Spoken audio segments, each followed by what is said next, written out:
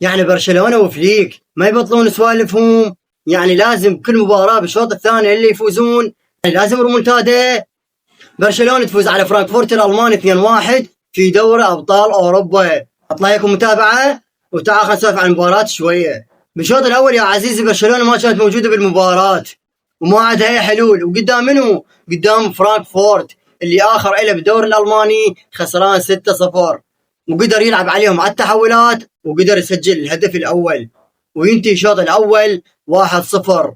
برشلونة ما قدر يكسر التكتل الدفاعي. بالشوط الثاني وبعد تبديل فيرمين لوبيز ودخول راشفورد اللي اخذ مكان رافينيا وبيدري يلعبون بانصاف المساحات، فهانز فليك لهم قضوها عرضيات، وراشفورد كل الزين بالعرضيات، فاعرض يا راشفورد وسجل يا كوندي. اليوم كوندي سجل هدفين بدوري ابطال اوروبا، كوندي اللي وجوده وعدمه واحد.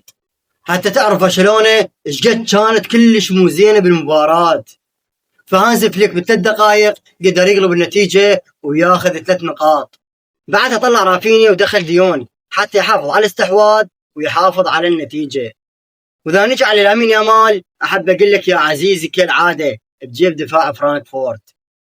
لا، واللي ضحك أكثر لما بديله هانز فليك تشوفه زعلان. أدري فينيسيوس حتى بعد لا حد يحشى على فينيسيوس، هذا لاعبكم ونفس التصرفات. برشلونة حاليا بدوري الأبطال مركز 14 وب10 نقاط، والله اللي يستر من مباراة ريال مدريد ومانشستر سيتي، ودعواتكم حتى ما نخسر سكور.